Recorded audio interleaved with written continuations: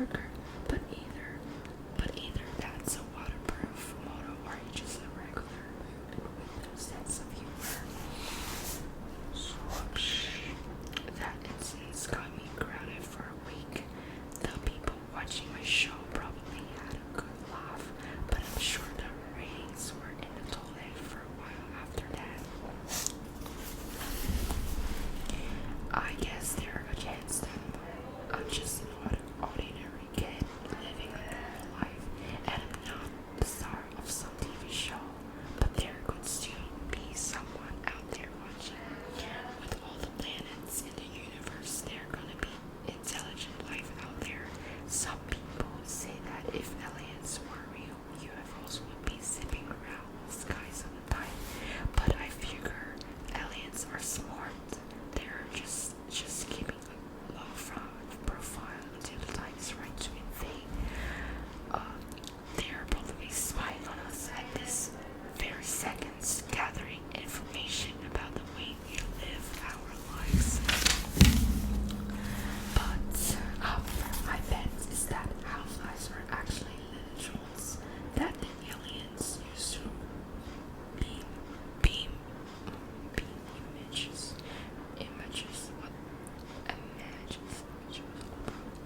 back to their ships. Because if you ever seen a picture of a flying up close, it's pretty obvious their eyes are actually high-touch camera who left this window open. The only thing I don't understand is that aliens seems to be really fascinated with the dog poop, but I guess I have got their reason for that.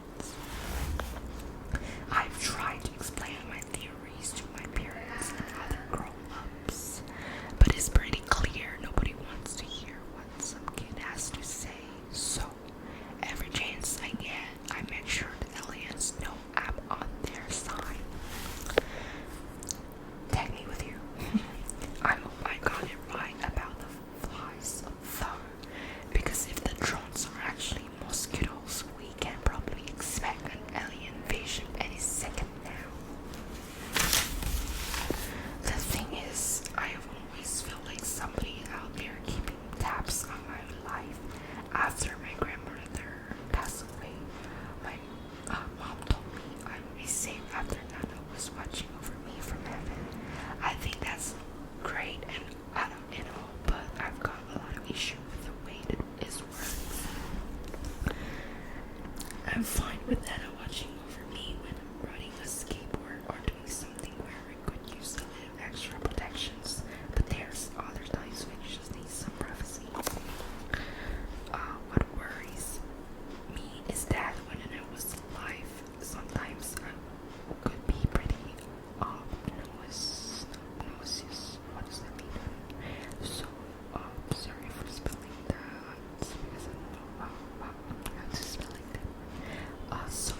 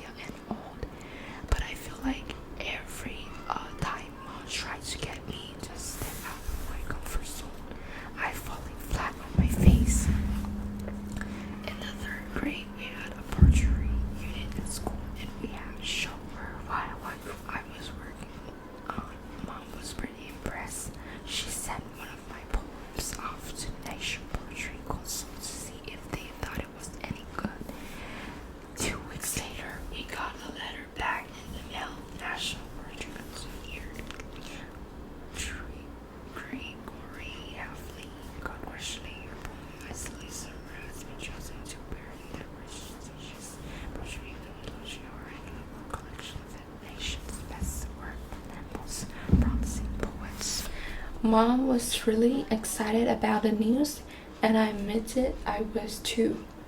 I kind of got into the idea of being a poet and even started to dress differently at school. But it turns out the whole poetry anthology thing was a big joke. First of all, the book was about 1,000 pages long, and all the poems were in really tiny print. It took me a half an hour to find my poem in there, and they spelled my name wrong. Anyway, I read a few of other poems, and they were awful. Most of them seemed like they were writing by 5 years old. Okay, My Turtle Fred by Maya Peoples. My turtle Fred, he is not dead. He sleeps in the shell, and when he does die, I guess he will smell. It was pretty obvious that anyone who could have their poem included in this book, and the whole nation best word thing was just a bunch of baloney. Oh, what is that? Australian. I guess the way the National Poetry Council makes money is by selling the book to all the suckers who got published in it. What I know for sure is that the Poetry Council make a lot of money from us. Mom bought 10 copies to hand out to relatives, and the books were $80 a pop. Blush, she bought a few extra copies for me in case I want to give them to my kids one day. The National Poetry Council kept sending us letters and calling, asking us to buy more books, and I think after a while Mom finally realized it was just a giant scam. My copies of the poetry anthology are in their laundry room, but at least they're being up to good use.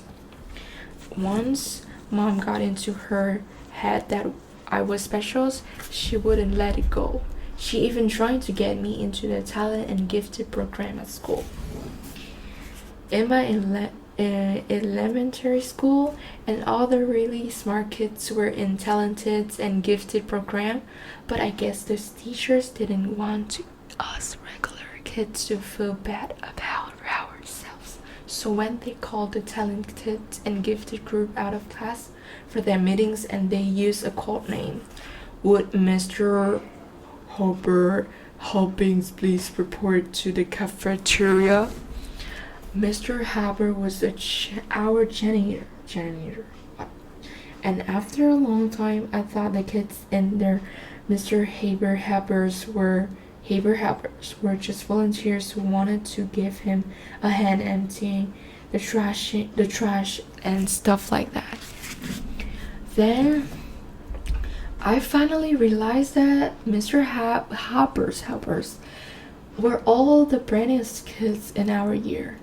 Mom thought I was belong in the talented and gifted, so she tried to convince the school to let me in, but I had to take a test to prove I was smart enough. I don't remember everything on the test, but I do remember one of the questions. Finally, Johnny is the best at math. Johnny is the best at swimming. Johnny is the best at reading. Johnny is. Looking back, I guess I was supposed to write down something as Johnny was best as, but I really didn't like this Johnny character, so I wrote something different. Johnny is a show up. Even though I totally flunked the test, Mom was mad at school because she thought I was smart enough to be talented and gifted.